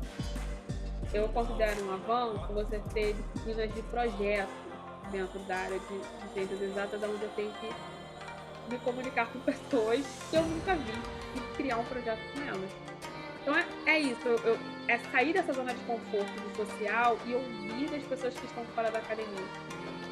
Não tenha medo de perguntar, por mais que a pessoa te assuste, a pessoa que você vai perguntar te assuste, e a gente que está na graduação, a gente toma susto toda hora, quando a gente tem que fazer qualquer tipo de estômago susto, isso é normal, mas também não tenha medo de receber essas perguntas. Se você não souber como construir a resposta, você pode dizer não sei. É ótimo dizer não sei. Outro dia eu disse não sei 3 vezes no dia. Gente, não sei, não estudei sobre isso. Aí fica todo mundo assim, pô, é isso, não sei. E tá tudo bem. Isso também é muito bom. Quando a gente exercita isso, porque a gente está tentando fazer essa relação acontecer de forma mais natural. Então sempre foi natural para mim, mas não era natural nos ambientes que eu estava. Então isso que causava o choque. O meu caminho foi construir fora e trazer para dentro. E agora eu tô dentro, eu para fora. Mas pode ser que a sua trajetória seja a partir de um outro lugar, né? Pode ser numa disciplina, pode ser um aplicativo, enfim. Eu não fecho possibilidades das formas que você pode construir isso. Eu não vou dizer para você que é só lê esse livro aqui e faça esse tipo de projeto. Não. Aí é a experiência que você quiser trilhar e puder trilhar. Mas obrigada, a pergunta foi muito boa mesmo. E no chat aqui eu gostei dessa pergunta. Porque que bom saber que tem galera aí também querendo, opa, gente, vamos misturar um pouco mais, aos poucos. Vamos fazer isso acontecer, academia e social. Obrigada de verdade pela resposta. Nossa, não tem nem palavras. Muito obrigada. Bahia. Opa, então... Eu consigo falar sem fazer uma lembrança. Bahia! Mas então, primeiramente, parabenizar pelo caminho, pelo que ela representa, que eu acho realmente fantástico. Mas, assim, analisando o que você falou, acho que faltou uma coisinha. O porquê do interesse de computação, tecnologia? Boa, Bahia. Show. Olha, vocês pegaram aí a época do laboratório de Dexter? Sim. Uma coisa muito legal ali naquele laboratório. Ele explodia tudo e não conseguia resolver quase nada no desenho. E a gente achava aquilo incrível. Cara, que desenho incrível. Ele não tá resolvendo nada. Ele tá explodindo, aí ficava com raiva. É o resumo do laboratório de Dexter. Mas o processo do Dexter pensar até ele chegar a explodir o laboratório, poxa, eu vou fazer isso e ia subir naquelas telas. Não, e isso aqui eu vou pensar isso, e se eu colocar o braço, nananana. Isso tudo eu amava. O audiovisual fez muito parte dessa minha... influenciou muito nessa minha escolha. Isso era o audiovisual e os livros. Tem um livro que é O Homem que Calculava. O Homem que Calculava? Acho que esse é o nome do livro. Albatan? Isso. Eu lembro de ler ele criança. Isso, esse livro também mudou, assim, muita coisa. Eu li também quando era criança. É um livro que eu recentemente consegui achar ele físico, de questão de deixar aqui na minha estante. Livros, né, que mostravam essa ideia que era utópica na nossa época, nessa época, mas que via-se possibilidades e via relação com a parte da sociedade também. Como que eu estou pensando tecnologias e estou repensando tecnologias para o impacto positivo na sociedade. Tem uma comunidade chamada I3E, que todo mundo fala IEEE, né? Não sei se você já ouviu. É assim, I3E. Eu faço parte dele aqui na universidade, na PUC. O I3E é um ramo estudantil, é uma comunidade técnico-científica que o lema deles é tecnologia para a humanidade, é alguma coisa assim. O meu interesse pela tecnologia é isso. Eu não consigo visualizar a existência de tecnologias, sejam elas digitais ou não, sem impacto na humanidade, sem impacto positivo na humanidade. Os impactos negativos é aí que eu entro para criticar. Mas eu não consigo pensar. Quando eu escolhi ciência, é porque eu poderia construir reflexões nessas ferramentas, com essas ferramentas. Aí vocês não vão me ouvir, pelo menos não agora, dizendo que eu acredito em singularidade. Dizendo que eu acredito no que o Elon Musk está falando. A vida em Marte, não sei. Eu estava conversando com a do William Mello, não sei se vocês conhecem, astrônoma, cientista brasileira que trabalhou na NASA e agora ela é reitora, professora da PUC de Washington, do Ilha de Melo, depois que eu fui ela. Eu tava conversando, eu falei, do William, eu amo te ouvir. Porque toda vez você consegue desconstruir as desinformações que Elon Musk fica gerando por aí da vida em Marte. Então vocês não vão me ouvir concordando com isso agora, vocês não vão me ouvir concordando que os algoritmos vão ser criados sem nenhuma interferência humana no processo. Eu acredito que a tecnologia só está existindo por conta da relação humana. Então o meu interesse é esse. Não era, o meu interesse não era, quando eu era mais nova, era isso que estava me impactando. O processo. O resultado final, Power Rangers. Quem lembra Power Rangers? Tinha um Megazord. Aí a construção do Megazord era aquela brincadeira. Parará, encaixa tudo. Sabe o que me deixava mais, né? O que me deixava mais ligada? Não era o Megazord andando e lutando. Era o Megazord se juntando. Porque eu ficava assim, cara, como que isso tá acontecendo aí, mano? O que tá fazendo essa galera se juntar? Isso que me deixou extremamente curiosa com a tecnologia, com a computação, essas possibilidades. Eu queria fazer um comentário da coisa quando você começou a falar do influenciar, do compartilhar, e aí a Carol falou, não se... pensa bem, você certamente influencia, lógico que você é uma influencer e tal. Aí uma coisa que eu queria falar assim, quando surgiu essa palavra influenciador, na verdade surgiu influencer mesmo, que era uma coisa minha, não conheço ninguém que não tenha achado horroroso.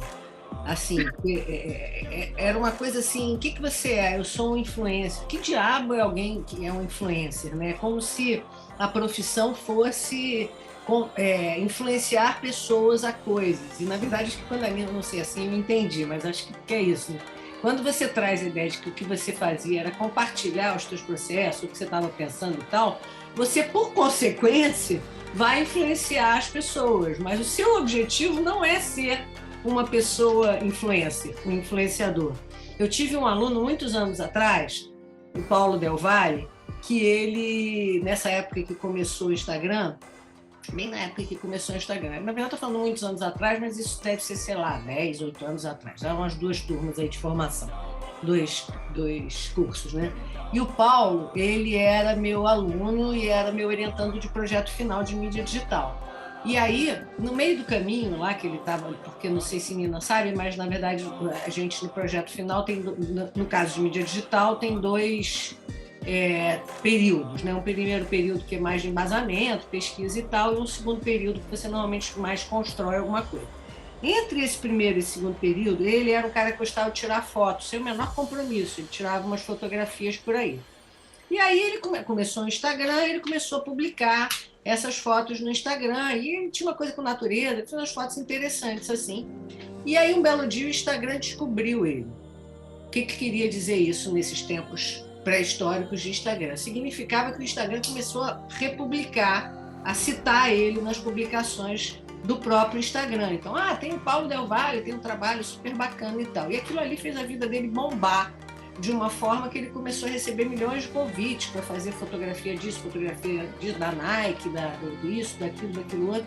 E um dia ele chegou e falou para mim, eu não sei o que fazer, porque são muitas coisas, eu acho que eu tenho que aproveitar esse momento, porque eu não sei quanto vai durar essa coisa de influenciador. E ali foi a primeira vez que eu comecei a ouvir essa palavra de influenciador. E o Paulo virou realmente um dos primeiros, ele na verdade virou um Instagrammer, que era como no início, né, chamava lá, né, a galera que publicava no Instagram.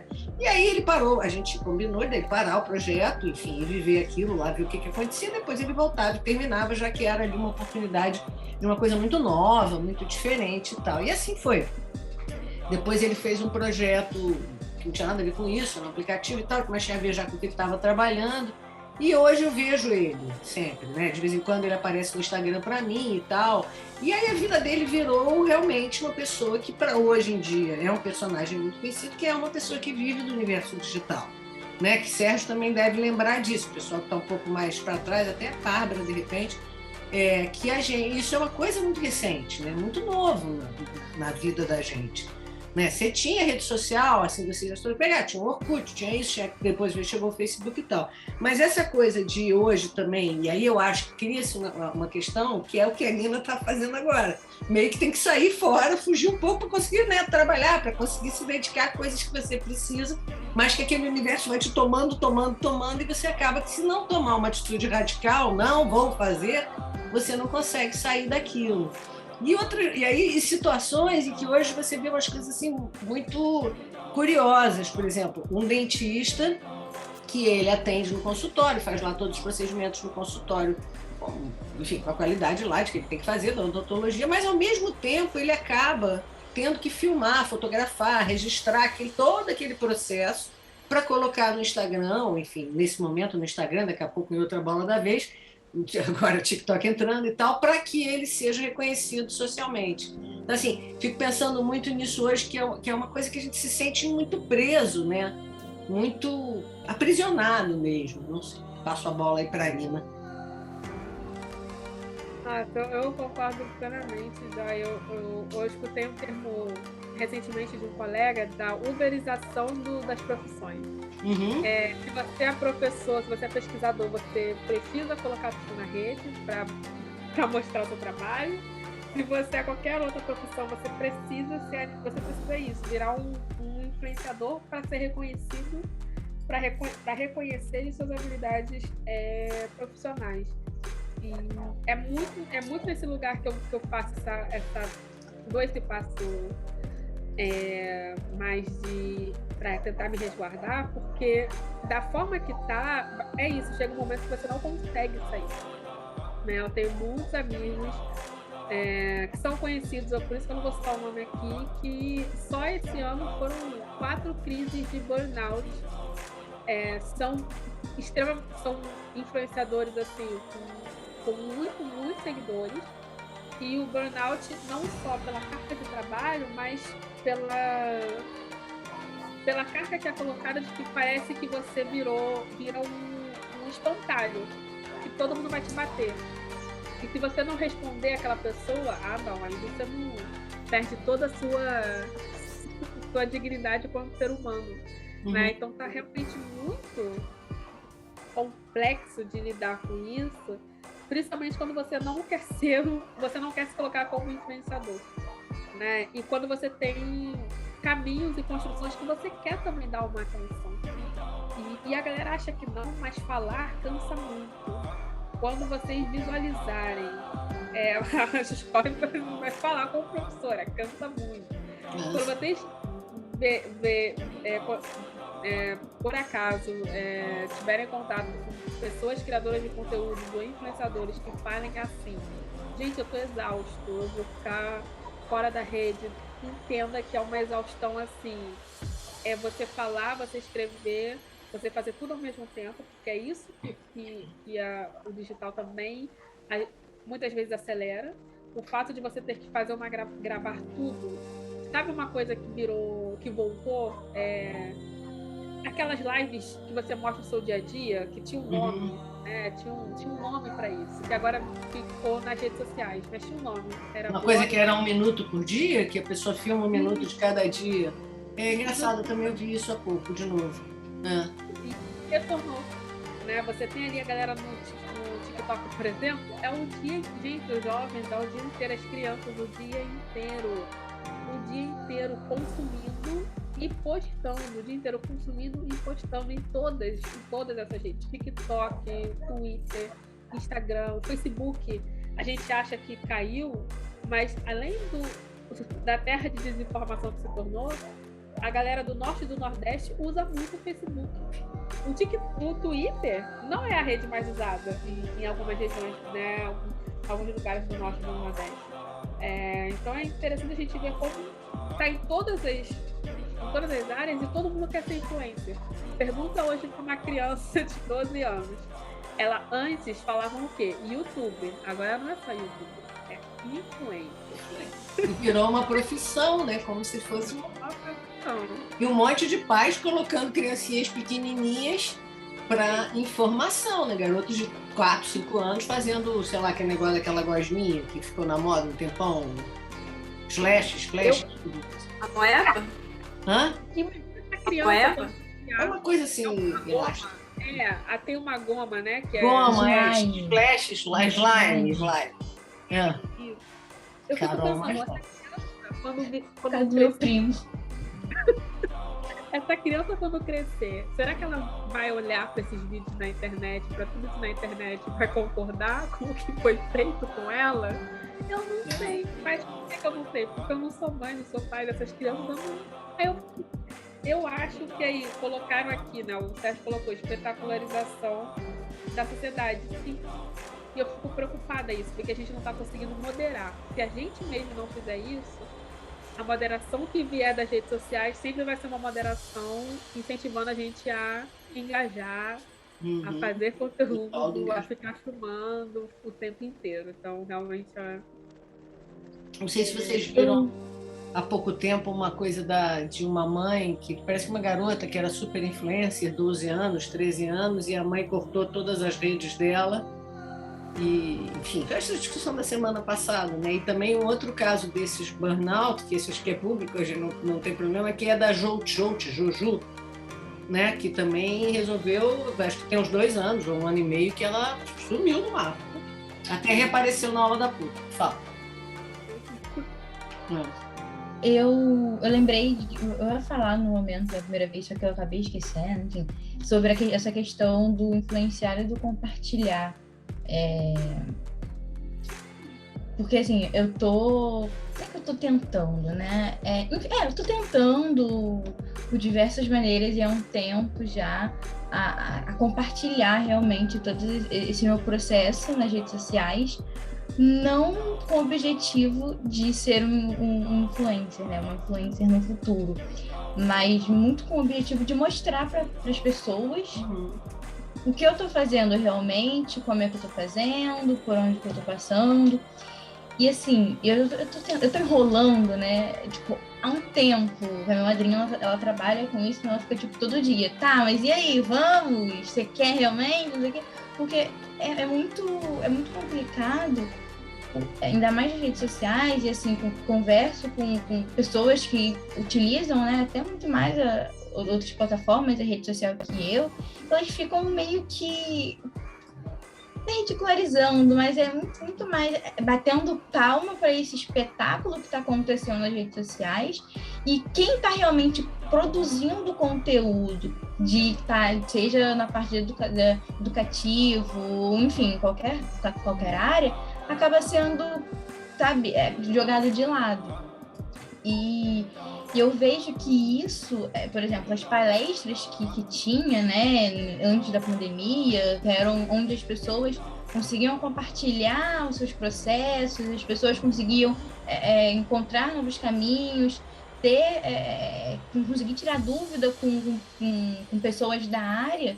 A gente, né, no caso, está tentando trazer isso um pouco mais para o digital e não tá acontecendo. Porque as pessoas realmente só querem ficar vendo dança, não que isso seja ruim, mas, enfim, dificulta o caminho e a entrada de pessoas que querem trazer a sua própria trajetória. E é muito disso do que eu tento fazer, né? Eu acredito que a Nina faça isso também, por justamente querer fugir ao máximo da parte do influenciar. E eu penso muito no meu caso, né? A Nina tem lá em Caxias e eu tenho o Belfort Roxo, que é onde a minha mãe mora. Eu faço muito pensando nas meninas que tem lá, nas minhas primas. E assim, no meu aniversário de 15 anos, eu morava lá ainda, não queria festa, né? Eu fiz uma comemoração pequena. Chamei minhas amigas, assim, mais próximas. E eu tava na época de fazer prova, vestibular. Não, vestibular não, olha só, gente, lembrando de vestibular. Prova para cursinhos, para tentar entrar numa escola particular, né? Porque eu estudei numa escola pública a vida inteira, então a gente já estava percebendo que seria uma dificuldade maior quando chegasse no Enem, se eu continuasse na mesma escola, enfim. E a gente conversando, eu e minha madrinha, uma amiga minha, ela falando que a mãe dela não deixava ela, não estava deixando ela fazer a prova do peito segundo, que era para Nova Iguaçu, porque ia ter que acordar mais cedo, ia ficar o dia inteiro na rua, no caso dentro da escola. E aí, sabe? É uma coisa que as pessoas, elas não têm uma noção ainda da realidade das pessoas. Então, quando eu tento trazer essa minha trajetória, esse meu caminho, para justamente dar a mão para pessoas que talvez não tenham incentivo dentro de casa e puxar para junto comigo ou para o caminho que a pessoa quiser. É que eu não vejo isso acontecer, nem pelos meus colegas, né, que estão, no caso, da mesma idade que eu, e nem pelas pessoas que estão consumindo. Não, eu ia falar que esse comentário que você trouxe me lembrou esses links que eu mandei aqui, esse documento, porque até se a gente for pensar, né, a criação da internet para comunicação, transmissão de né, você comunicar, transmitir informação, enfim, compartilhar. Na cultura hacker isso também é muito forte, no software livre isso também é muito forte. E aí, juntando com o comentário que o Sérgio tinha feito da espetacularização, porque foi visto um lucro nisso, né?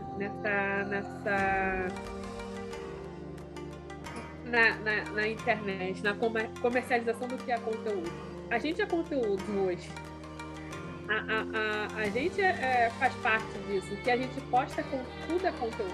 Nós somos conteúdo. Nós somos importantes para essas redes porque a gente é usado. E a gente está gerando conteúdos que vão gerar likes, comentários e engajamento. Não importa se o seu comentário é negativo ou positivo. Você está comentando, você está contabilizando ali. Você está contabilizando. Isso que é o importante. E isso me lembrou quando você fala, né? É legal ver entretenimento, mas não é só isso. Existem conteúdos de qualidade, existem pessoas que estão usando essa ferramenta para alcançar lugares que fisicamente a gente não está conseguindo fazer agora. Fisicamente não é possível. E isso é uma ideia muito importante. Por que isso tem se misturado ao entretenimento? Eu não sei, assim, não sei a época que o TQC parou o programa acabou, não lembro. Tinha esses programas, né, que todo mundo assistia de alguma forma. Que era CQC, Pânico na TV, não sei se o Pânico continua. Esses programas nesse estilo, assim, esse humor que gerava comunidade no Orkut, gerava memes. A ideia do meme, por que eu trago a ideia do meme? O meme é uma forma de se comunicar muito peculiar. Muito peculiar. Se a gente for parar um dia eu quero parar para estudar memes. Eu quero estudar memes, essa construção. No Brasil acontece de uma forma, na Espanha. Gente, joguem assim, alguma frase de algum meme que você viu, joga isso e bota para pesquisar em espanhol. Espanha, né? Tem muito meme em espanhol. Não necessariamente que seja da Espanha, mas tem muito meme em espanhol, que é do contexto deles. Tem muito memes em inglês, que é do contexto deles. E tem muito meme brasileiro que só a gente entende. Por que eu tô trazendo os memes? Existe aí um momento da internet que os memes se tornaram a forma da gente se comunicar. Porque antes a gente tinha as comunidades do Orkut que caracterizavam que a gente se identificava. Eu me identifico com a comunidade Acordar Tarde. Eu me identifico com a comunidade Odeio Demi Lovato. Isso se transformou nos memes, nas imagens, nos vídeos, nos áudios engraçadinhos. Essa construção fez com que as pessoas, anonimamente, fossem colocando tudo que elas pensam dentro desse humor. Conforme isso foi crescendo, e aí é um achismo meu, porque aqui eu não compartilhei nenhum link para vocês lerem, né? Isso é um achismo, o que eu vou falar aqui agora é um achismo. Acho eu que essa construção dentro da internet contribui para que todo mundo queira ser engraçadinho. Porque antes era anonimamente, antes era anônimo. Você criar uma comunidade, ninguém sabia quem tinha criado a comunidade, mas estava todo mundo lá. Ninguém sabia o criador do meme. Hoje você tem páginas de memes que as pessoas se personalizam. Eu sou o criador de tal página. Porque começou a ser algo que gera algum tipo de retorno, seja financeiro ou visibilidade. Olha, se a gente for olhar, gente, no Orkut, que há poucos anos atrás, eu não sabia quem tinha criado o Acordei Tarde, ou Adoro Acordar Tarde. Mas hoje eu sei quem criou o meme, sei lá, que os packs de figurinhas da Gretchen. Eu sei quem foi, porque a pessoa fala na rede, fui eu. Ou então a gente cria figurinhas no WhatsApp e compartilha entre a nossa rede. Então, querendo ou não, nós estamos dentro disso. Aí quando você fala das dancinhas, eu me lembrei disso, porque a dancinha para mim já é a evolução. Tudo é continuidade. Tudo, né, existe uma origem. Existe essa origem, eu não sei se todas as dancinhas se caracterizam com esses memes. Mas as dancinhas faz parte dessa construção. Hoje eu quero fazer danças engraçadas para você, para arrancar sorrisos de você. Existe um lugar de gerar entretenimento? Legal? Existe. Existe um lugar de suavizar a internet? Existe. Mas isso tudo está entrando em contato com conteúdos e com informações importantes que hoje a gente só está conseguindo compartilhar nas ferramentas digitais.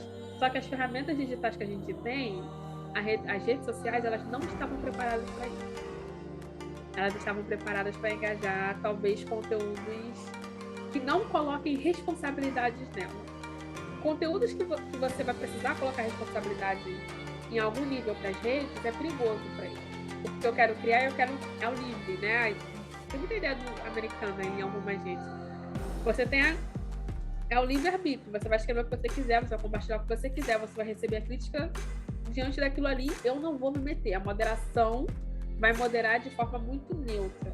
Por que agora eles estão tendo que se preocupar com moderação de conteúdo online? Porque estão começando a querer responsabilizar as redes. Conteúdos que trazem informações, processo, como você tem compartilhado, que trazem informações diárias específicas, conceitos, definições, conteúdos assim, são conteúdos que engajam, mas são conteúdos que também estão responsabilizando eles caso saia do controle, porque faz parte da realidade. Muito tempo a gente colocou os memes como fora da nossa realidade, mas os memes só existem porque a gente existe. As situações cotidianas existem. Então você trouxe uma análise muito legal. Eu queria ter mais tempo para te ouvir, para a gente trocar essa figurinha aqui, todo mundo, sobre isso, porque é algo interessante de pensar. Por que tem muito mais aderência a conteúdos que não te agregam a longo prazo e que não faz você questionar e refletir. Tudo bem, tem memes que fazem isso, tá? Não são todos os memes que não fazem. Tem memes que fazem isso muito bem, mas não sei também se há uma comparação justa nesse momento, se a gente precisa comparar isso, se a gente precisa olhar a partir de outra perspectiva, que não seja comparar dancinhas e conteúdos educacionais, por exemplo. Mas a rede social coloca todo mundo junto. Né? Eu não sei, não sei se a Joy quer já trazer também. Não, estou pensando aqui junto com você que quando você fala do meme, a gente no design está tendo vários trabalhos com meme. Já tiveram 2 projetos finais estudando meme e tal. Depois, se você quiser, a gente tem um monte de trabalhos para compartilhar. Agora, eu acho que o meme ele tem uma característica como as caricaturas, as charges, né? Aquela coisa que reflete aquele momento da sociedade. E aí, o que eu acho que acontece com o meme, que ele tem uma velocidade muito grande. Então, tem pessoas que antes de você ouvir a notícia, ela já publicou um meme sobre aquela notícia. E tem tiradas ótimas e tal. Então, assim, acho que... até estou falando isso muito em função desses trabalhos que eu fui meio acompanhando. Agora tem até uma outra colega que era lá do laboratório de pesquisa da gente, que está estudando também isso em Portugal. Mas, assim, muito dessa ideia do registro do cotidiano imediato, né? E aí eu acho que quando você tem a dancinha do TikTok, de uma certa forma, ela também é uma coisa ali muito do imediato, do contar aquilo ali rapidinho. Você falou uma coisa muito interessante, que é no TikTok eu não vou aprofundar sobre o significado de alguma coisa, mas talvez com a dancinha, e aí dancinha vamos pensar de uma forma mais global, talvez com o audiovisual, né, com uma elaboração ali, eu consiga chamar a atenção da pessoa para que ela tenha curiosidade de ir atrás daquele assunto. Talvez ele tenha, não sei se eu acho, acho também que, literalmente acho, no teu achismo também, já que é tudo, o TikTok é algo muito recente. Na verdade, assim, tudo é muito recente, né? Mas é que assim, a gente sempre tem uma bola da vez que a gente está, né, pensando, esse é novo. Daqui a pouco parece que tem um outro chinês também chegando, que é só de vídeos. Eu ouvi outro dia num podcast. Que esse dá dinheiro para a galera que se inscreve. Tem toda uma discussão, né, dessa monetização também, né? A galera do podcast não recebe nenhum tostão furado pelas visualizações, né? Que faz podcasts e tal. Puxa, gente, estou muito feliz com o nosso encontro. Eu, pelo menos, assim, estou com uma sensação assim, muito legal. Acho que a gente tinha... A Nina falou que gostaria de né, conversar mais sobre esse assunto. Já faço um convite para daqui a 4 meses. Quando você já estiver mais tranquila, a gente faz um novo encontro. Você vem aí conversar com a gente, se puder, se tiver essa possibilidade. Mas, assim, queria dizer também que eu conheci a Nina, eu não sei, ela estava aqui falando, eu estava pensando em que momento eu tinha conhecido ela. E aí, como tinha esse negócio da Apple Academy, eu acho que sempre tinha alguém que chegava no design comentando da Nina. E um dia ela era minha amiga no Facebook, e outro dia eu comecei a acompanhar, achando, essa menina faz umas coisas tão legais, ela faz umas coisas... E a coisa foi caminhando. Aí, a gente, quando estava fazendo o Papo Dado, né, aquele... uma espécie de programa de rádio, né, com essas redes de áudio, aí um dia a gente falou, queria falar de ética, e aí a gente chamou ela e meio que, né, reaproximou de novo. Muito bom estar com você, muito obrigada mesmo, de coração, por essa participação. Gente, eu que agradeço o convite, fico muito feliz de já iniciar o semestre assim. O convite está aceito para daqui a 4 meses, está reservado já não tem nenhum problema, e eu fico feliz de reencontrar aqui a Carol, a Joy. Joy eu conheci também por causa dos meus amigos de design, que eles falaram, cara, tem que trocar uma ideia com a Joy, porque a Joy estava orientando um trabalho assim, ela falou tal coisa na aula, não sei o quê, então era muito assim, você e o Banelli eu conheci porque a galera falava muito, eu falo, gente, um dia eu vou conseguir pegar uma aula, vou finalizar, mas que bom que a gente se aproximou de outras formas, então eu fico feliz e... Gente, boa sorte aí, independente do momento que vocês estejam,